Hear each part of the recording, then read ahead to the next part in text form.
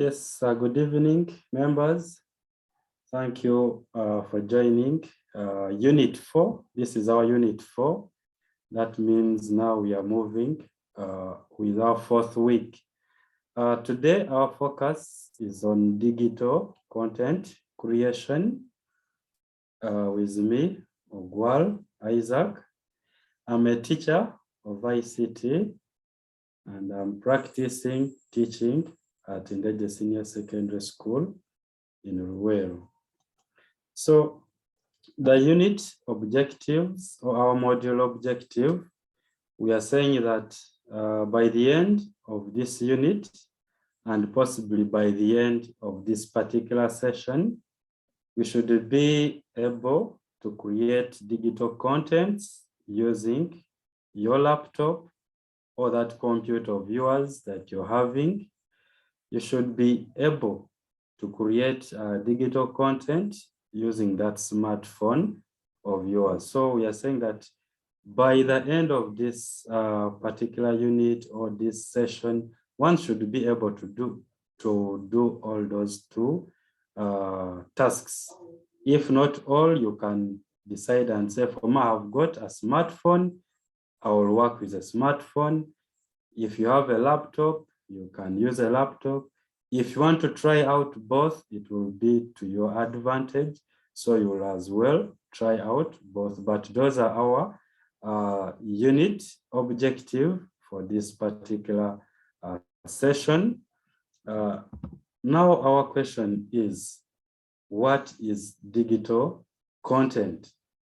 Yes, to me, I say digital content simply refers to information that is available for download, information that is available for distribution on electronic media. For instance, you've always gone on various websites and you want to get some information from those websites. What we need to know is that those or such information that we get from the website are built or are created by people.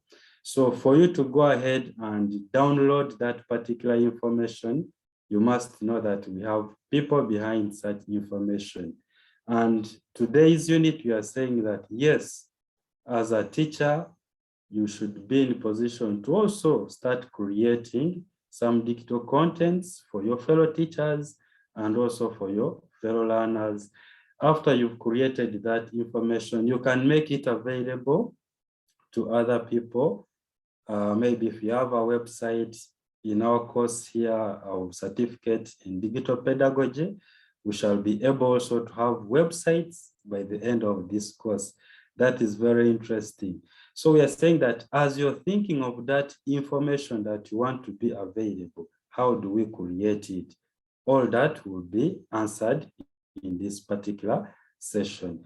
You have created it, make it available for download. You have created it, let it be distributed via or on different electronic media, such as a flash disk. It can be a CD, it can be an external hard disk, those storage devices. If it is digital, then one should be able to have access to that information digitally or using those media. If you can do that, then we shall say that you have some digital contents created for people to consume.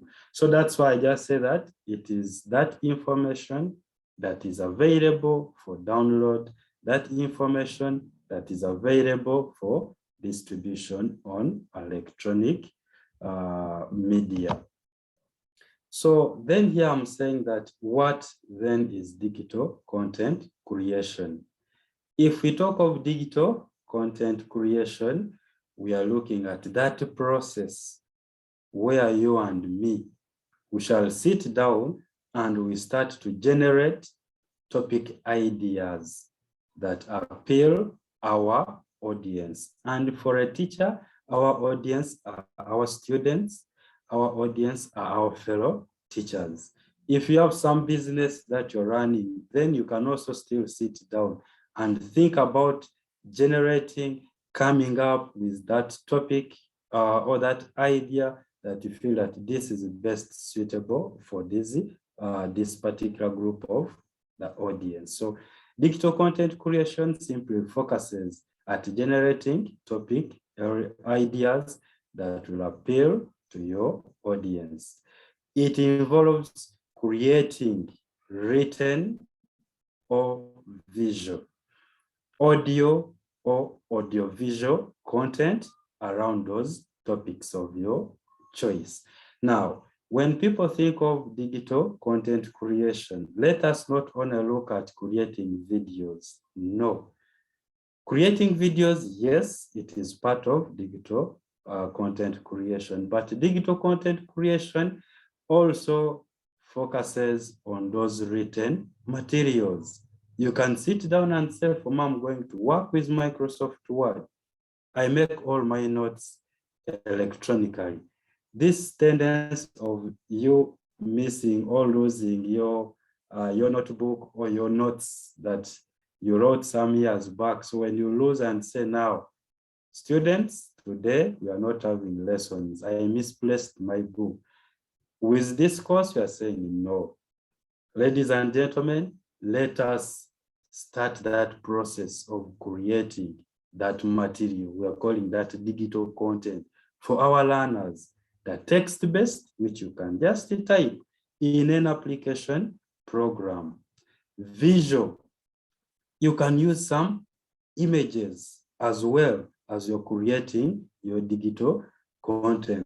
You know the impact of images to the learner. They see and they will remember. Then we have audio.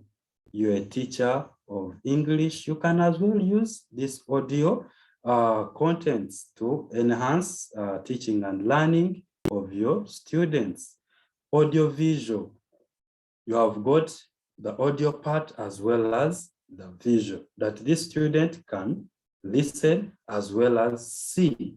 So it is now upon me and you to see which one best suits our learner, or which topic am I handling and which kind of content am I supposed to create for this learner. So that is why I say that digital content creation is the process of creating written or visual or audio, let it be audio visual contents around those topics in our different subjects that we are handling. I don't think there is that subject where someone can say, for me, I cannot create digital contents. That is not every topic, every subject that is taught, at least there are possibilities of one to go ahead and come up with this digital content. This digital content is about making information and your expertise obvious to anyone consuming your content. I like this so much. When you create this digital content, you're showing people what you can do. Besides making it available to people, let me share a little bit of my experience with creating this digital content. For me to get to know and work with Mr. Dumba, I think he watched some of the videos that I've been creating. Then one time he said, Ogwal, I would like to talk to you. And that's how we became colleagues. He's also good in content creation, but he can tell you, please, you do this, please, you do this. So as you are coming up with this content, you're making people to see that really this person understands what he or she is doing. You're making your expertise obvious to the learners. They're going to learn with a lot of ease. Have you ever wondered why a student or even yourself, you can sit in front of your TV, you watch that particular movie, and after a year, you are in position to narrate the entire movie? It is because of this digital content, the power of digital content. It is very important. As teachers, let us also start this. You are not available in school, or you've gotten some challenges, like I've been having challenges. How best can you make these learners to learn even when you are not present at school, or when they have gone back to the holiday? Are you going to photocopy, print materials and give to these learners? And how much resources will you need? So all such kind of questions can all be summarized under what you're calling the digital contents. During the lockdown, many people are sharing files on WhatsApp. If you are here and you've not been sharing, that is not a crime. But now we are saying, what lessons have we learned from this COVID-19?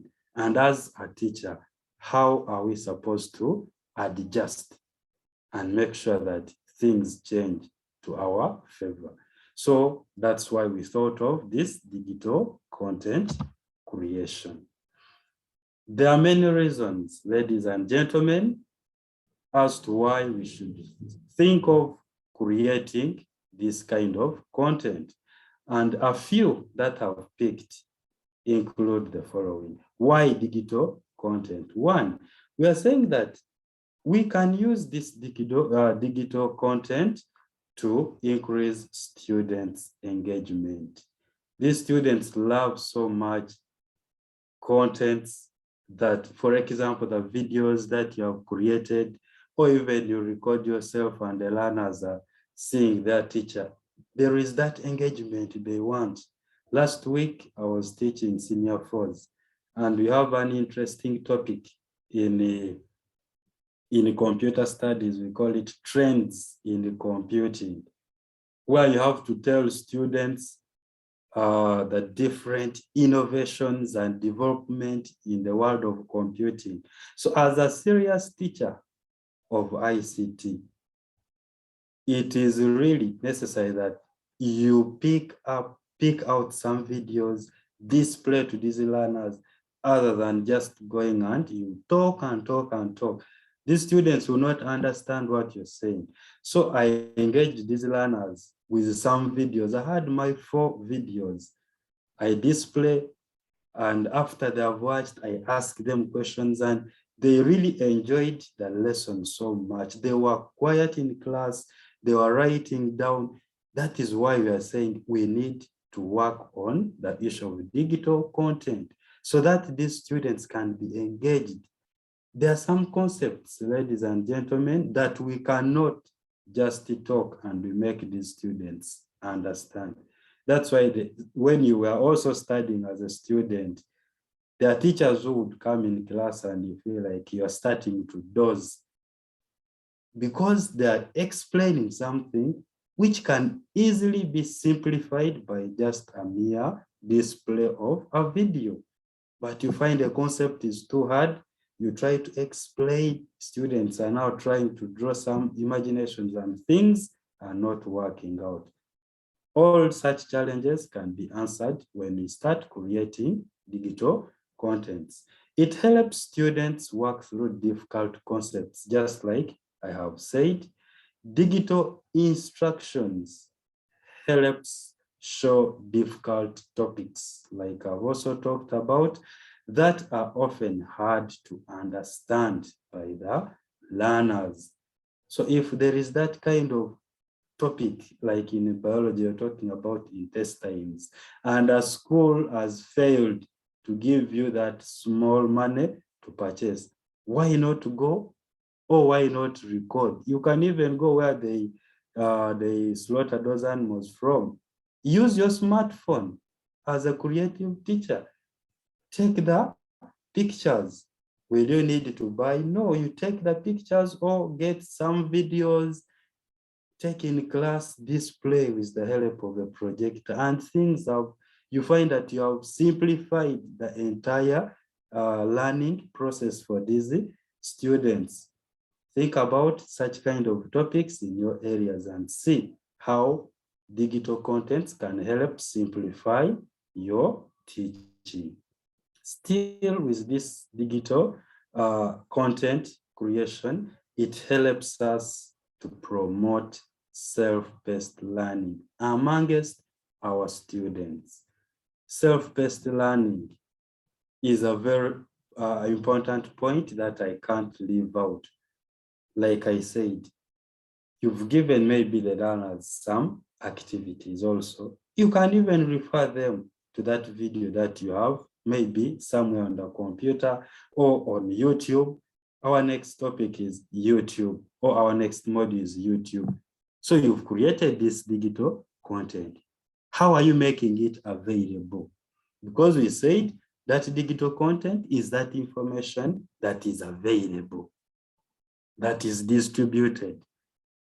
So will you keep it and you just display to the learners when it is time for lessons? If so, how are you going to promote this self-paced learning amongst the students?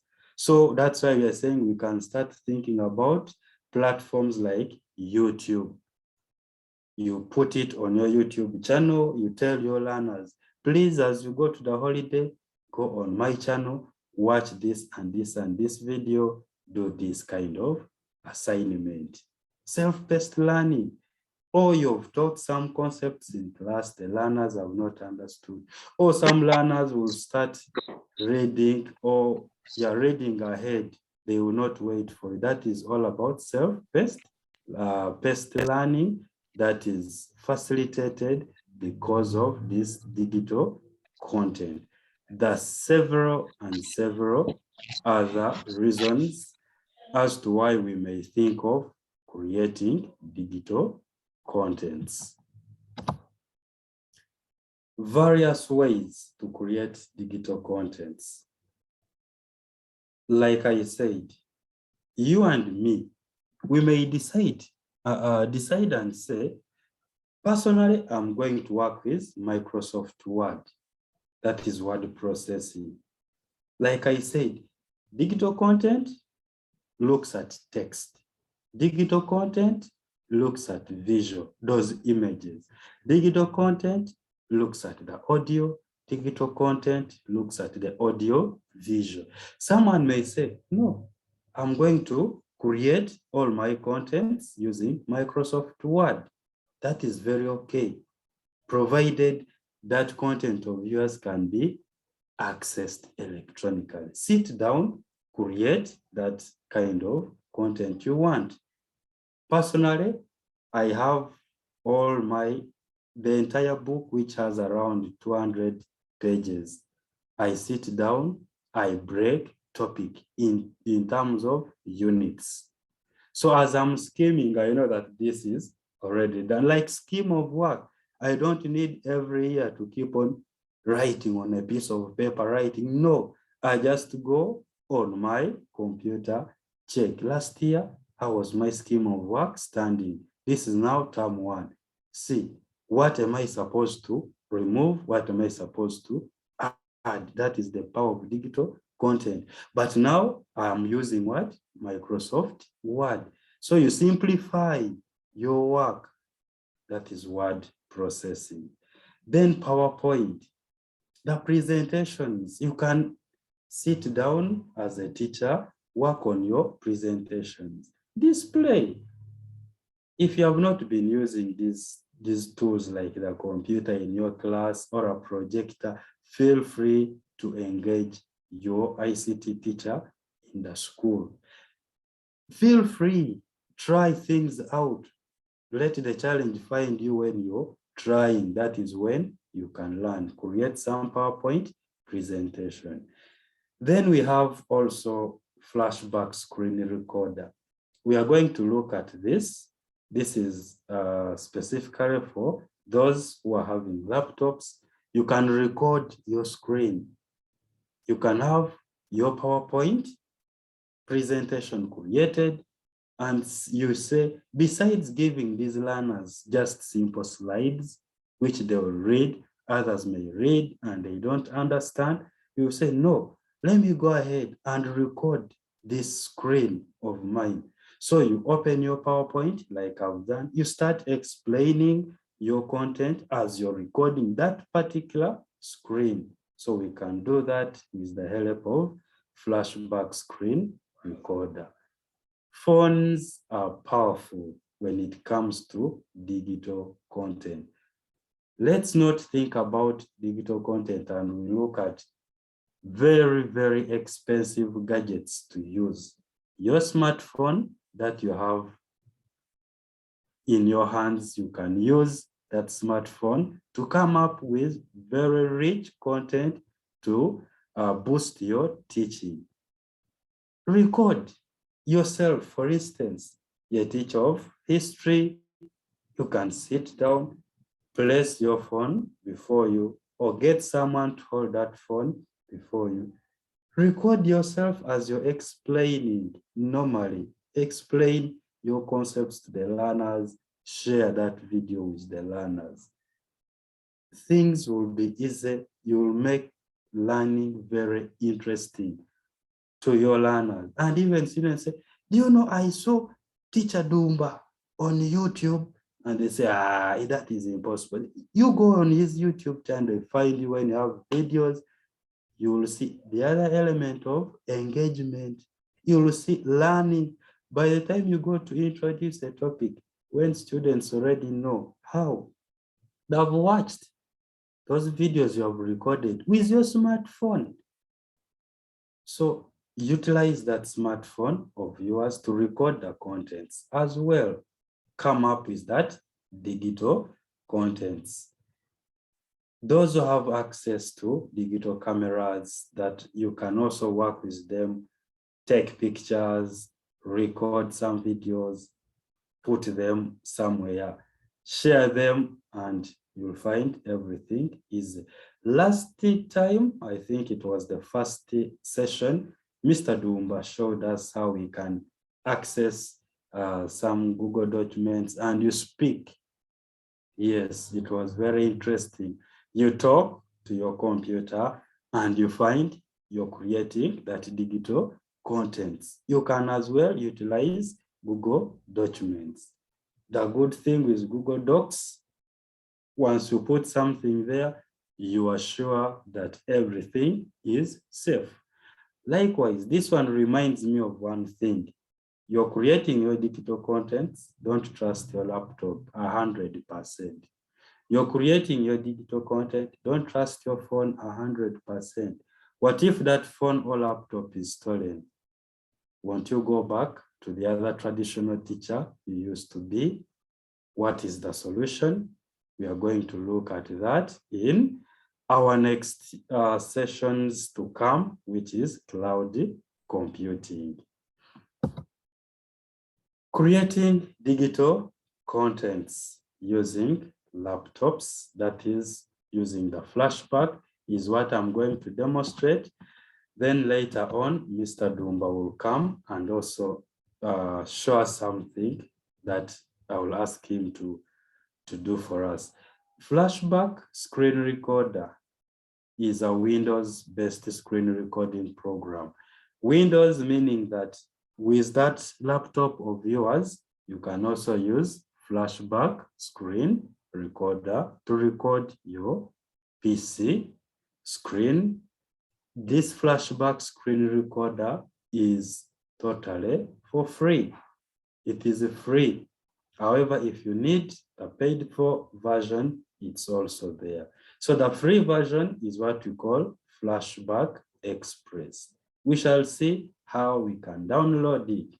With this flashback screen recorder, it can enable you to record your screen, and it is, to me, it is the simplest screen recorder one can use. You don't need any expertise. Even if you have not been using the computer, you can still use this particular flashback screen recorder. These are clickable links. So if you want to learn more, but of course I will demonstrate all these, but later on you can access these videos from my YouTube channel. That brings us to the end of our presentation. Here is the assignment, which you will find also on our Google Classroom. Let us go to our hands-on session, but however, If there are any questions, I invite them before I can proceed. Any question, ladies and gentlemen?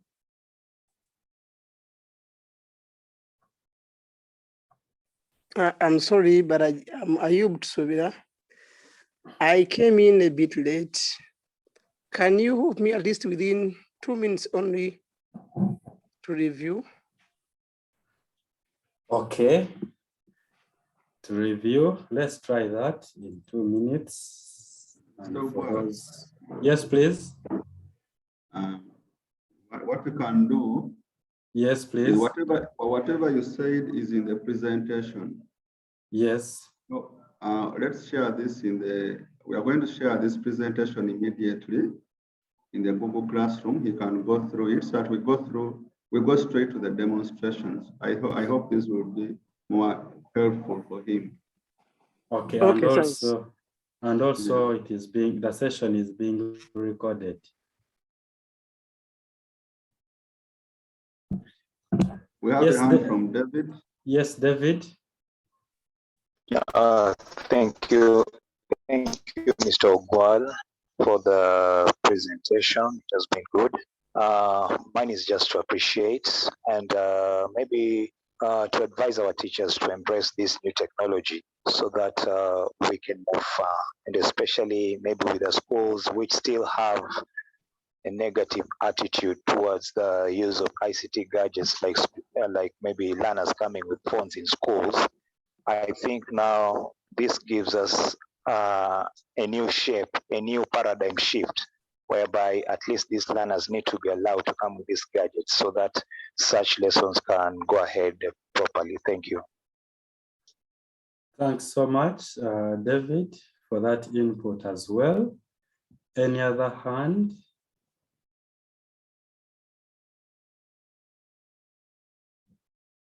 I see no hands up. Yes, before I may forget about this, as you're thinking about digital content creation, we talked of images, but also in those text, ladies and gentlemen, let me share this before I can go in for the video creation part. Let me try to use the same presentation. Yes, let's use the same presentation here. Now, if you have, for instance, you've created your slides like this, besides adding images, because you can add images, besides adding images, you may need to put there what we call links, like what I've done here in my presentation. Here, these are clickable links that when I click, it will take me to certain videos. Now, when you create your contents, you are sending this presentation, you're sending that Word document to the learners, even if it is a PDF. Yes, there are concepts that these learners may not get to understand, but you can embed a video in that particular Word document in that presentation. So when they click on that particular link, it will open for them that video. Let me just demonstrate how you can add that particular link. So if you want to add a link, for example, saying it allows you to record your screen and you want to let this learner know how to record a screen. You can say, please play video this video. You type there something of that sort, then highlight or select that information. After selecting that information, but you must have already been having that link. So let's start by getting a link. So I'll say we want that link from YouTube. Yes, we want the link to come from YouTube. Let me demonstrate this so that we move on together.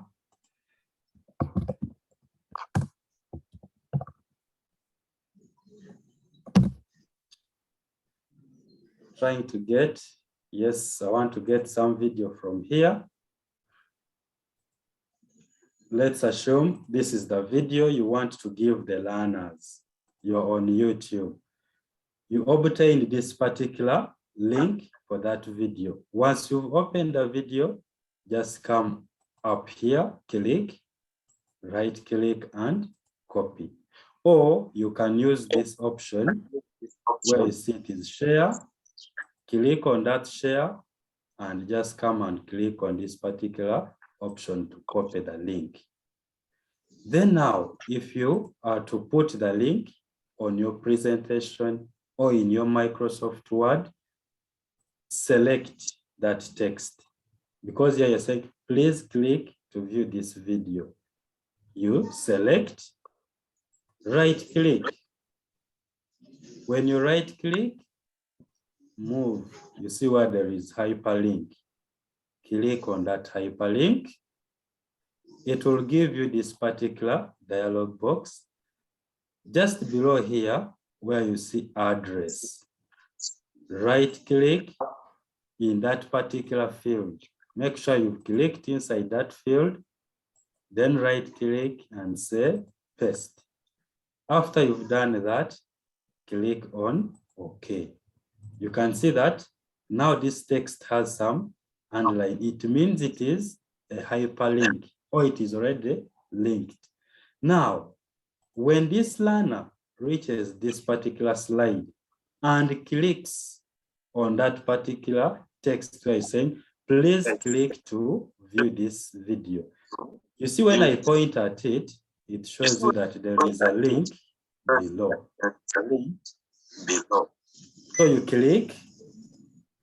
This is a learner now doing this. So when he or she clicks on that particular link, you can see the browser is opening. Now, when the browser is opening, it has to take him or her to that particular video. This is not normal. I will just say browse. It should take him to that particular video. I have not updated this software. That's why it is saying outdated. So when I click on this, it is doing the same thing, but that is how you come up with that particular link. Right click on that link, on that text, then say hyperlink. If it is already linked up, you come and say remove. If you had put a wrong link, you say remove, and then you go and get the other link of your choice. That is how we create those links. In every text, in every digital content that you're creating, you have to make sure that you put there some images. So those are things that you will do in your activities if you decide to work with Word or PowerPoint. So let us see, how do we access this particular flashback screen recorder?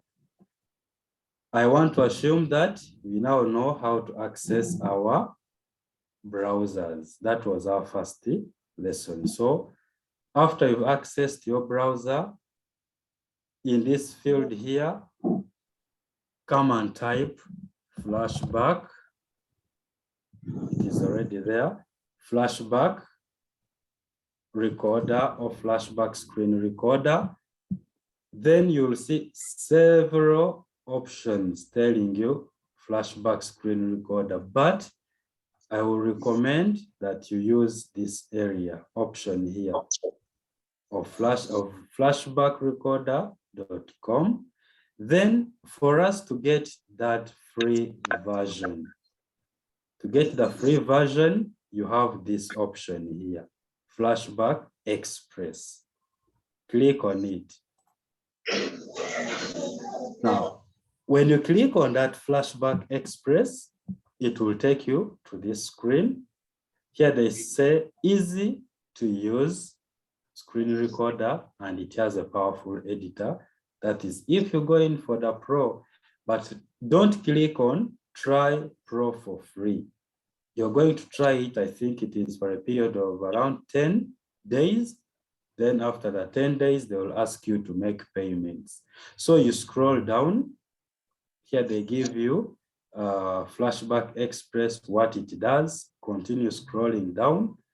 Here they give you a comparison between Express, which is free, and Pro, which is payable. Go on. Then you'll come to this point where you see Get Express, and they tell you it is free. Click on it. Now, when you click on it, you get this screen. Now, if this screen appears and you don't get this particular dialog box, just click here where you see try downloading again. That is if the download has not started automatically. But since you already have it here, just click on save file. Here on the top right corner, you can see the download taking place. Wait for it to download. It is just 28 megabytes, MBs.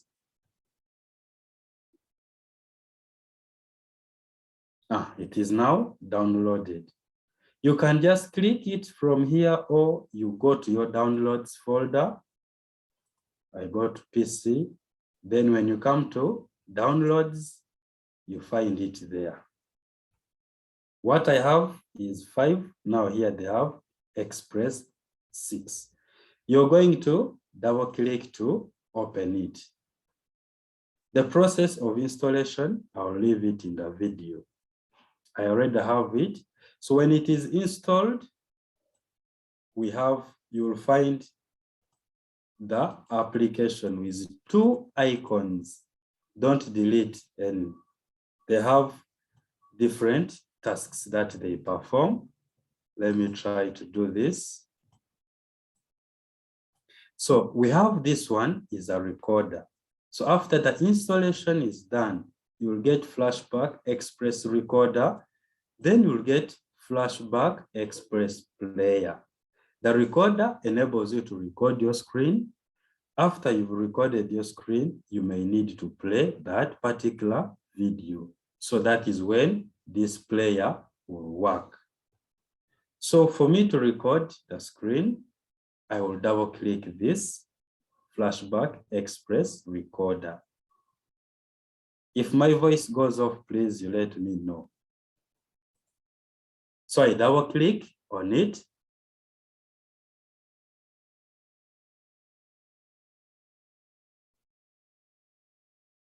It is opening. Fail to detect. Okay. It is because I'm using 2 different. Okay, let me say here.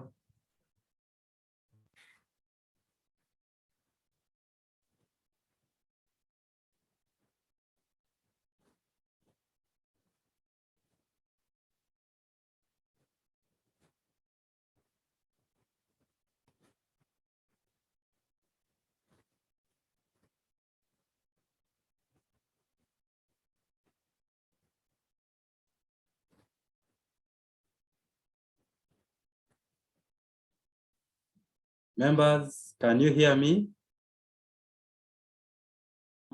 Yes, Mr. Ogwal. Yeah. You can hear me. We are not hearing you, but now we can hear. Okay, that's nice. I've changed the microphone. Whenever I start this program and I'm on Zoom, I go off, so I have to switch very fast. Now, when you double click and you open, it will bring you this particular dialog box. There are very many settings, but I will not take you through everything. But what is important is this. You have this area where you have the microphone, leave it checked.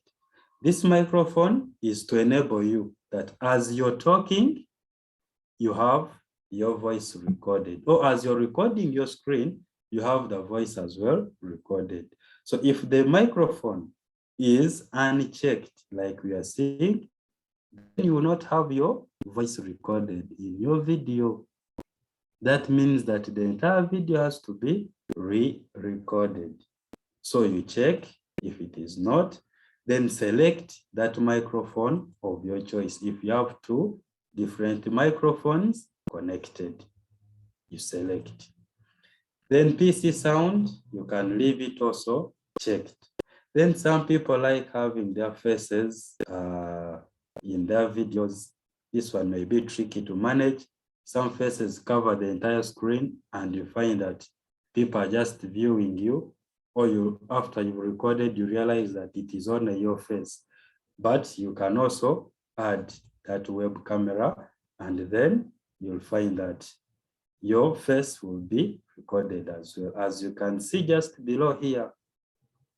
But what is important is your content. So what you do, for me, I don't like seeing my face, by the way, when I'm recording, I'm shy. So I remove it. Now, you've made those simple settings. Then this area, you can leave it as window so that you record the entire window. Even if you open any other program, it will get recorded as well. So you leave it like that. Then after, come here and tap on record. So when you click on the record button, it will show you. Here they're telling you to select window, click the screen. Now, for you have to tell the program the section you want to record. Then hotkeys. If you are done with recording, how can you stop it? On your keyboard, you press Control key down, you press the Shift key down, the Control key, and then S to stop. But however, just below here, once you've started, below here, we are going to see how to stop if you can't manage this. So we click on the screen. It gives you the boundary of the recording. This means you're going to record everything on your screen. If you don't click, you will not get this record button active. So you first click, then you say record. Now, once you say record, you have this flashback Express 5 recorder. You can see the count. The counting is now happening. It means that whatever things I'm talking now is being recorded. So as you're recording your screen, when you tap on the other button to record, minimize this. Just come to this button, click and minimize. Then start opening your what? Open your particular document you want to record. For instance, it is already there. You start saying, hello, this and this and this. Introduction is very important. How do you introduce your, how do you welcome your viewers? How do you end? As you're also recording, you have to be articulate. You show them that what you're doing, you really know. First time is very challenging because you will talk and feel you've made an error and say, I will stop again. You keep on trying. So when you're done with everything, they told us you can press Control Shift, then S to stop. Or else you come just below here. There is this arrow below. Then we have this button. Now on this button, just click it once. When you click it once, come and say stop. It stops and then it tells you here, you have made a recording. If you want, you can save, then you play it later, or you can play it now. Now the play part is the other flashback screen player. That is where it works from. So if you want to save, click on save. Then it brings you, save it the way you save the documents. We can say CDP recording. Then after you say what? Save. You've saved that video of yours, but you need to convert it. So we move to our screen. I don't know how we saved it. it was CDP, it is here. This is the recording. Now we want to play it. So the process of playing, we also need to convert to that format that each and every computer can play it. So double click to play it. I've double clicked. I'm now waiting for it to play. Let's wait and see. It is opening. And you can see what is on my screen. What I was doing, everything is now there. Now from there, what you'll do is to do what we call exporting.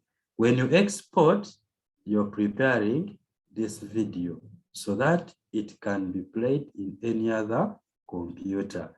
So you're changing the format. So to do that, you come here, below here. There is that button, export. Click on it just once. Which format do you want to use to export your video? MPEG, this one, it is now upon you, but I prefer this MP4. Then I say, okay. Then here, just come and say export. Now the exporting time depends on how big, or it depends on the length of your recording. If your recording is around 20 minutes, please, when you start exporting, it may take you a lot of time. Be patient. If it is 1 minute, the export time will be very small. So here is our recording. I will not change. Maybe I can say recording file. I want it on desktop. You can see save as type is MP4. Then I say save. Export to MPEG. It starts exporting. You wait for it to get exported. You're going to see the differences between the two.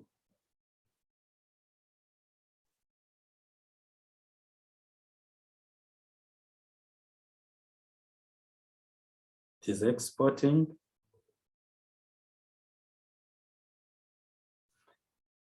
It is done. Then when it is done, it asks you, it tells you, do you want to view it? You can say yes, it's okay. You click on yes. Then it will use that particular, player that you have on your computer, that video player that you have on your computer. That is what it will use to open that particular recording of yours. So that is how you can work with that particular flashback. Let's see if we have that recording on the desktop. Yes, here it is. So I want us to see, this is what we saved, and this is what we have exported.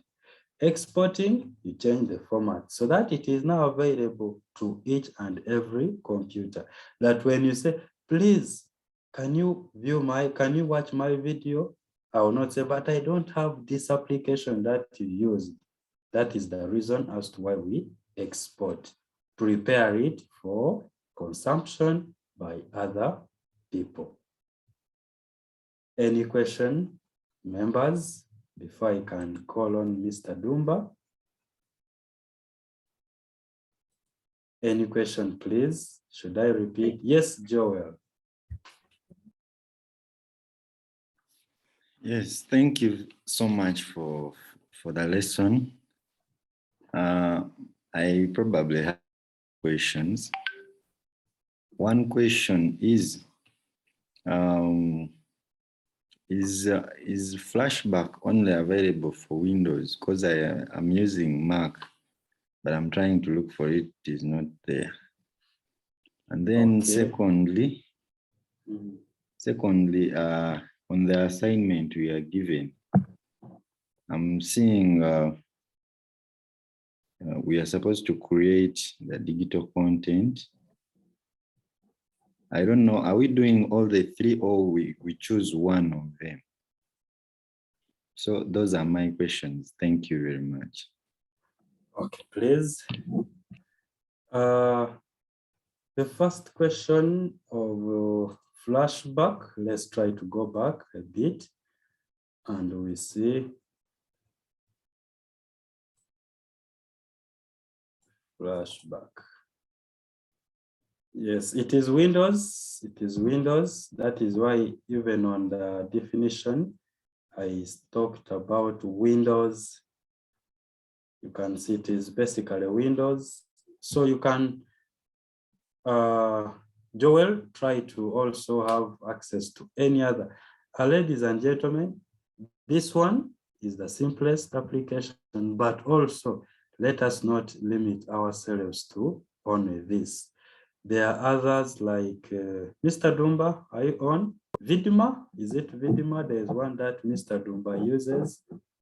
And for I find it also easy, but I prefer this. So this is only for Windows. Then when it comes to the question next, the second question was about assignment. Yes, decide and work on one. If you decide to work with, to say that for you're creating your digital content using Microsoft Word or PowerPoint, it's fine. But also remember, time will come when we shall need you to have your YouTube channel and then put some videos on your YouTube channel as well.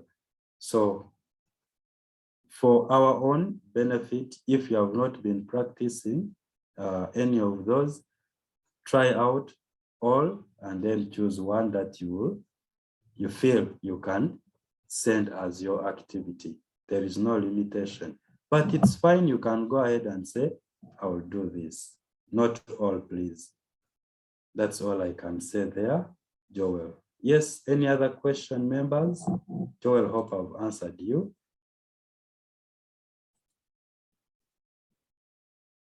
I have my hand up.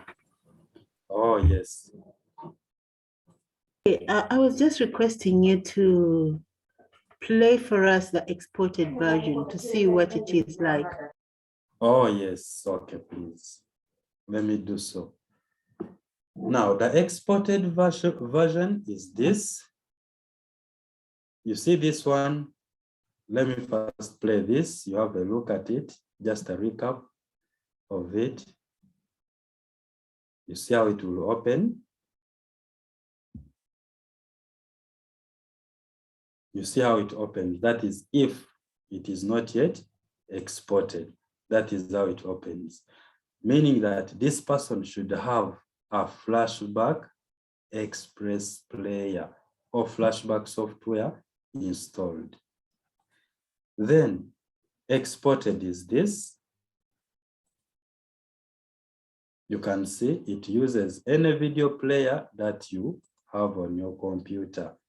So I'm trying to move so that you see this is what we had on our screen. You can see the demonstration I was trying to make here on how to stop the video. Yes. Is it fine for you now? No, I did not say it play. I don't understand it very well because there's a time when I was trying to use Flashback, the reason I wanted to see the exported version is that I used Flashback to create a video and it came along with all that thing on the side and the bottom. And I just wanted my video to come out as the video is without that extra thing. So when you export it, I realized maybe that is what I missed. So I just wanted to see a demonstration of your exported version. Could you push it a little ahead so that I see it without all that other baggage on the sides? This is my exported version. Let me try to change the player, maybe. This is not part of the process, but let me try to change the player.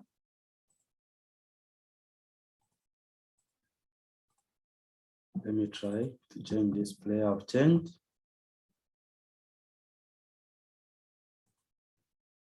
Okay.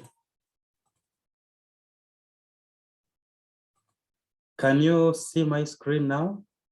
Yes, I can see. Okay. Now, as I was recording this screen, what I did is I never wanted to quickly open my program that I wanted to record or my content. I first explained everything. That's why you see that my desktop has everything there. But if you are now to record when I'm trying to get, can we demonstrate once again flashback, please? So that we can see. Let me start recording. Then I quickly open another what? A PowerPoint presentation. What did I do? Mr.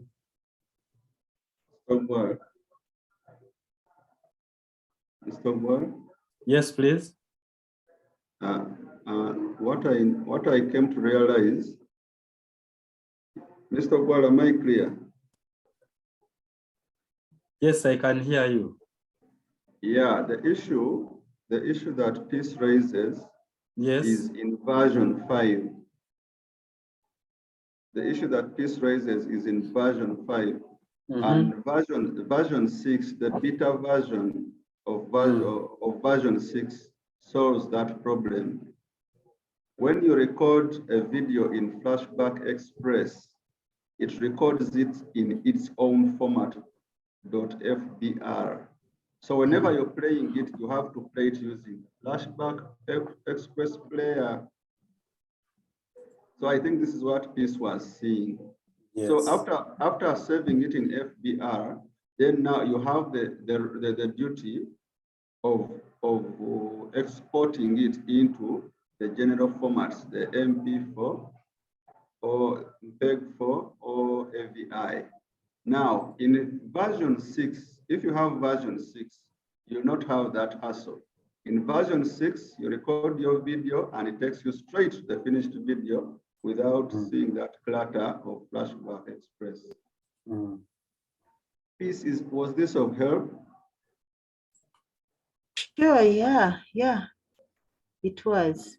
I'll see as I practice it. Yeah, if you can get version 6, it will save you from the hassle of getting it from FBR to MPEG. So how do I get version 6? Mr. Mwari is just, can you please get us to your browser? And then let's go to Flashback Express.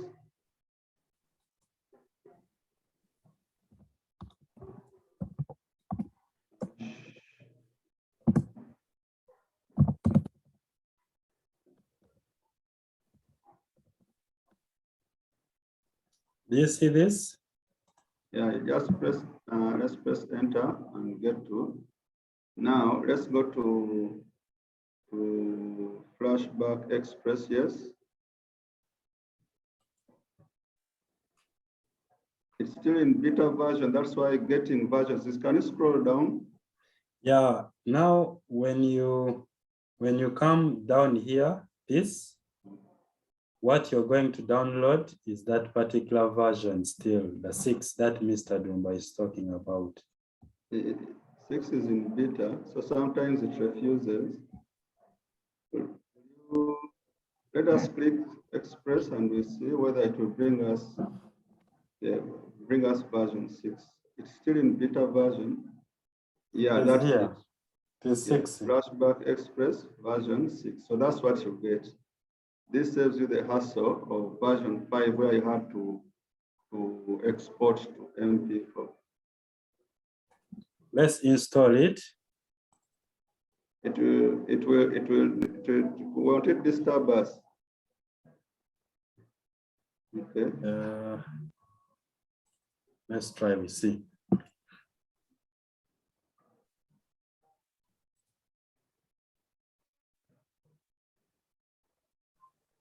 So as you're installing, you will say yes for you to continue with the installation process. Install.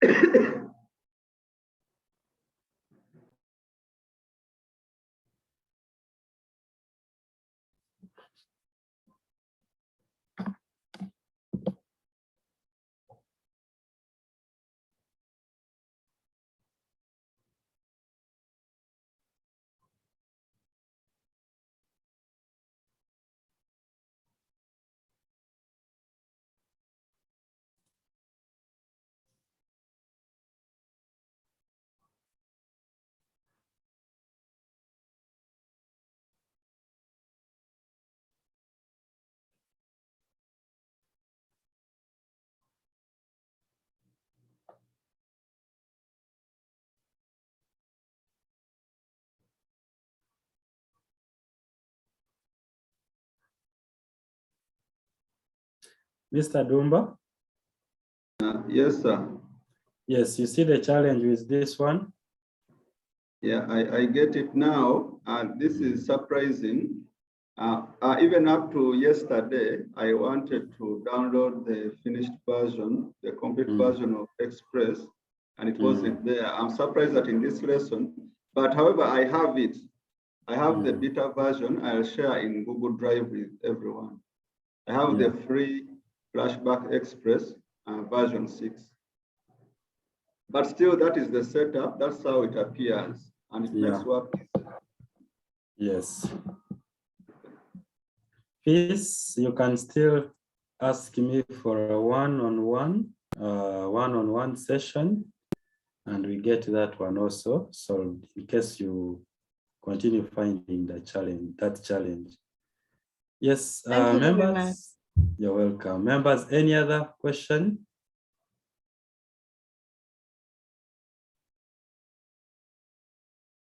Okay, I see no hand up. Okay, basically that is that. So for those who are going to do the activity of Word or PowerPoint as you're creating your content, let your content contain the images, let your content contain the links. I'll try to demonstrate to you how the links can be embedded. Yes, at least those ones make your work really organized as much as possible. If you don't have a computer, please, you can use your phone to record yourself, teach normally, or you can even use your phone, by the way, to have the Google Docs. The other time Mr. Dumba told us, you can also practice that. Our target is we are digital teachers with digital contents. Yes, please. Before I call on Mr. Dumba. Can you kindly bring us back the assignment? We'd like to take a picture. The assignment, I will also share it in the slide for the assignment. There we are.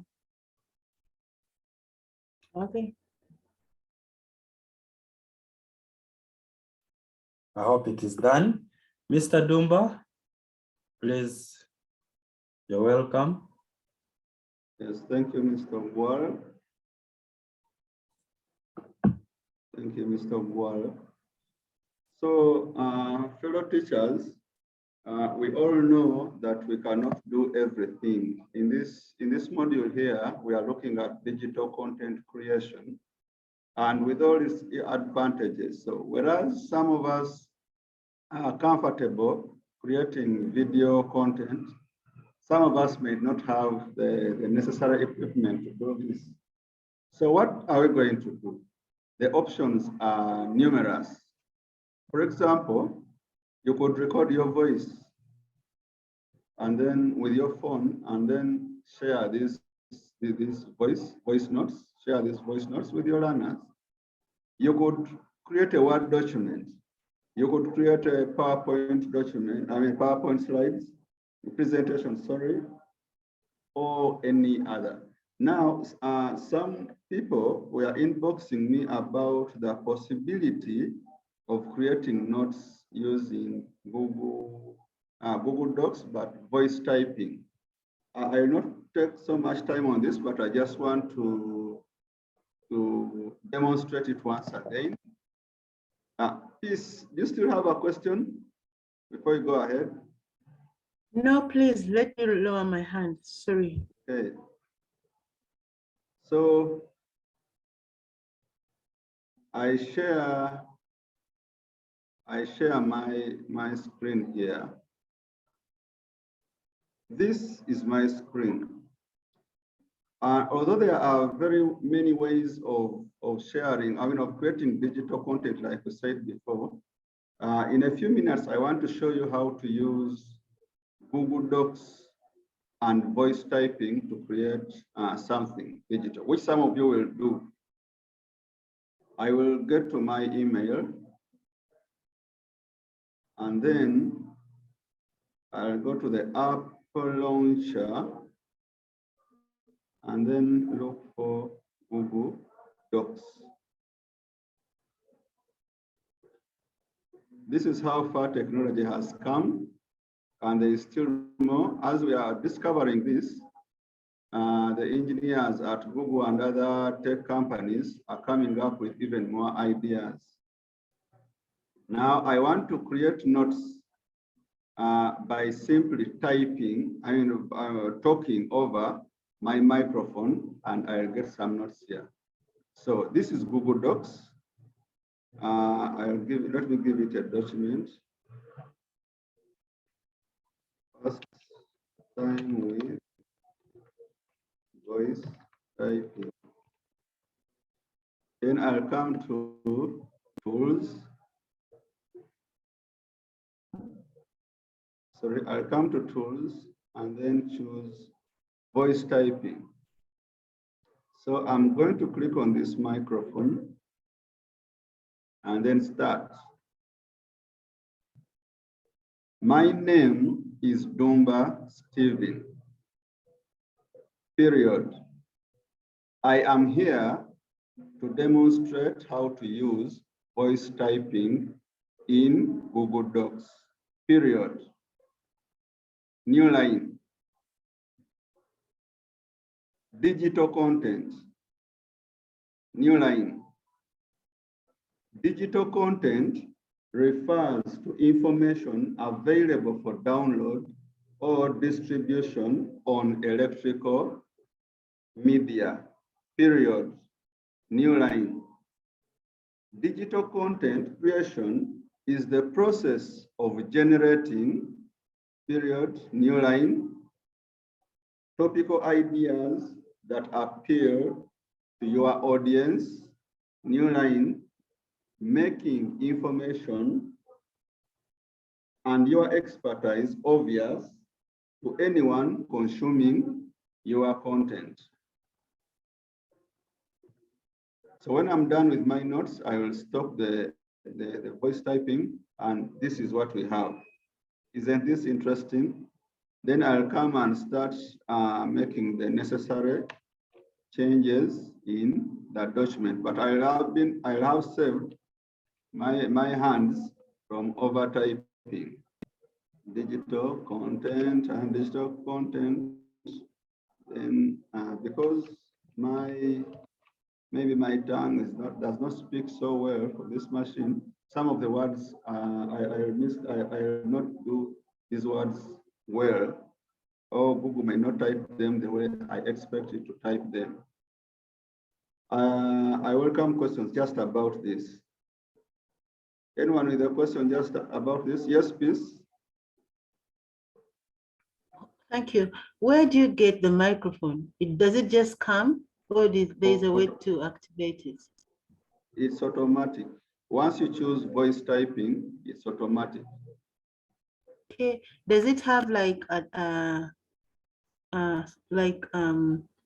some parameters like space that you need to have maybe very close, or you need to be, what distance do you need to be in order to have it catch your voice or your words properly? I've not tried the maximum distance, but I believe you just need to be near your microphone and audible enough. That's what I believe. Any other piece? Thank you very much. You're welcome. Then David. Yes, thank you, Mr. Dumba.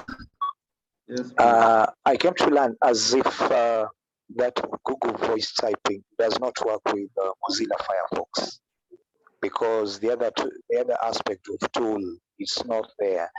And then my second question is about punctuation marks. You talked of period. What about other punctuation marks like comma and exclamation marks? How can you make them appear as you're doing voice type? By the way, voice typing has an exclamation mark. It even has a comma. Let me demonstrate this.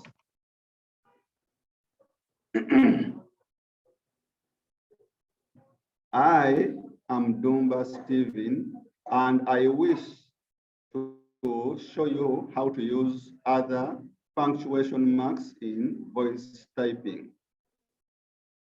I am going to mention a few names, and these are Stephen, comma, David, comma, Bonnie, comma, Fred, comma, Godfrey, period. New line. Wow! Exclamation mark. David, did you get that? Thank you so much, Mr. Dumba. I got it right. I think I also know a few. Those are the few that I know, and those are what I have used previously. Any other hand about Google's voice typing before I share something about the videos? Okay, I think nothing about video. Voice typing now. Now, some of us are going to use phones to create videos, but these days the phones we have create very huge videos in the space of a few minutes. For example, chances are that with your phone, you'll record a 5-minute video and you'll find that it is perhaps a GB. Let me get a video here. I have a trial video here. In fact, this is a video I worked on just this morning. This is a 3-minute video, but the size of this 3-minute video is over 300 MBs. Let's go to properties. It is 371 MBs and is only 3 minutes. If you are going to share a lot of videos, you are going to consume a lot of time and data transferring these videos. If you have a flash of perhaps 8 GB and you want to share these videos with learners, when these videos are not compressed, you are going to have a few videos on your flash disk. So what do we do? The tool I am going to use, that I'm going to demonstrate, is PC-based. It's called Handbrake. So I have a video here, a 3-minute video with 371 MBs. I have a tool here called Handbrake. In my experience, it is the best video compressor. However, during the course of our lessons, I also welcome ideas from other people about the tools they have used, those that I perhaps have not come across. So this, I'll open Handbrake and then drag this video over here. Remember, it is 371 MBs.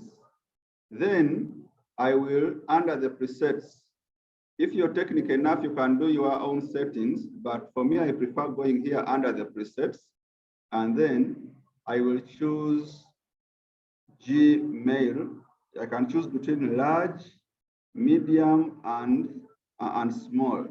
Let me choose medium. So I'll click on Gmail medium, and then I'll choose start encode. Remember, the video is 371 MBs, and it's only 3 minutes. So I am here to convert this and see how much space I can save if I converted it, if I compressed it. So here at the bottom, you can see the progress of this video, and it shows us here that we have around 4 minutes remaining for completion of this video. So as we wait for this video to finish, I welcome remarks, because I know we have just 3 minutes to close this session so that people can rest and prepare for a new week. Can I have maybe some questions before we make maybe an announcement? Mr. Ward, do you have any announcement to make as we wait for the video to compress?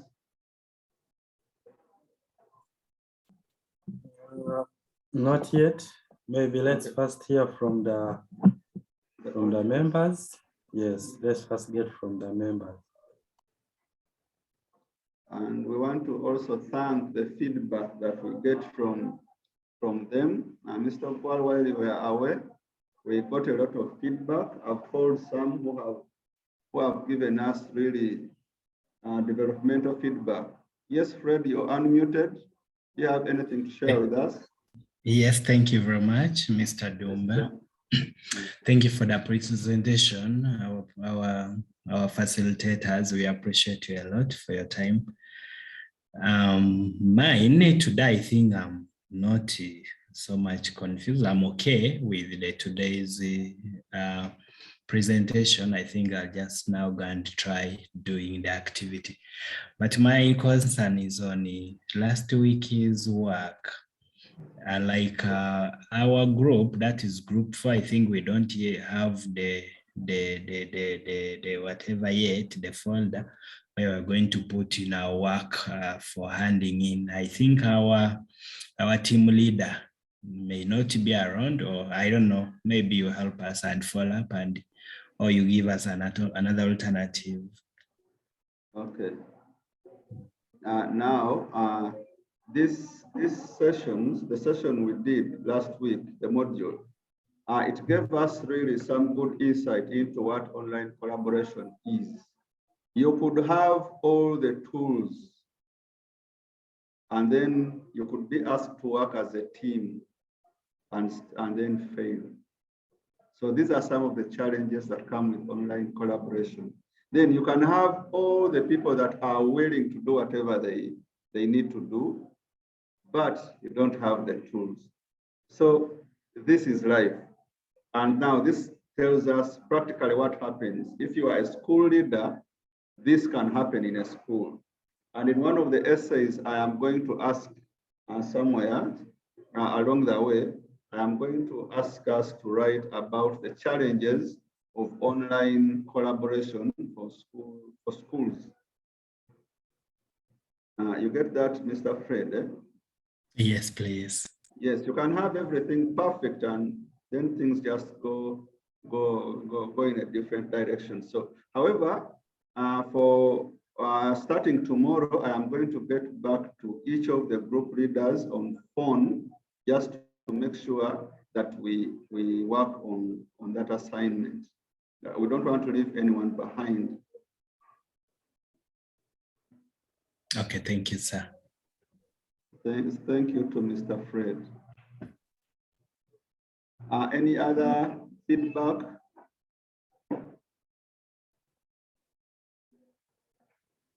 we have less than a minute remaining.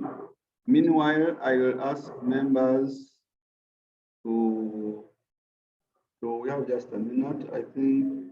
I'll ask members, when you open Google, please search for our school, Horizon School of Computing. And then here on the right, please scroll down and write a review. Here you click, it will ask you to log in, and please write a review about us, and we ask that it is as genuine as possible. These reviews help us grow. These reviews help us improve. And we are here at this level because we got reviews both from Google and also on phone. That's why we are where we are. So we wish to make the experience better for any other learners that will come after you. So that's why we ask you please to write a review. Thank you. So now I believe our video is done. Now this video goes to the videos folder on encoding, to the videos folder of our computer. So I'll go to videos. So we have trial video 1, which is this. Now look at this. The video that was converted now is still 3 minutes, but it is only 13 MBs. If you right-clicked and chose properties, you'll see that this video is 13 MBs. Let me just rename it so that I don't confuse it with. Let me name it trial video 2. I want to put this on the desktop. So we have it here. I am using Windows 11, so some of the commands you'll notice I'm getting them from not the normal way we've been doing. So trial video 1, right-click properties, is 371 MBs. While trial video 2, the converted one, is only 13 MBs. 13 times 10 is 135. So this video is 20 times smaller than the video in trial video 1. Members will respect your time. We respect you. Most of us here are family members. We don't want to go beyond the time that we promised. So I request that we end this lesson here. We have a revision class tomorrow at between 8 and 8:30 p.m.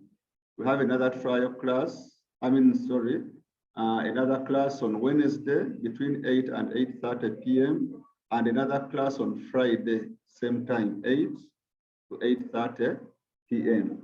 You come with a challenge, we discuss that challenge, and then wait for another day. Thank you so much, people, for attending. Unless there is anything to communicate, I beg to end here.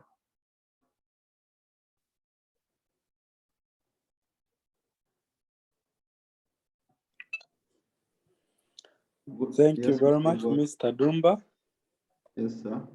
Yes, and thanks so much to all our participants for the questions. In case there is something that you've missed out, please, our WhatsApp group is there and we are available to respond to all your questions, please. Where you've not understood, feel free. I will be available during the week. Thank you for now. Let me also say have a blessed night and have a blessed start of that week.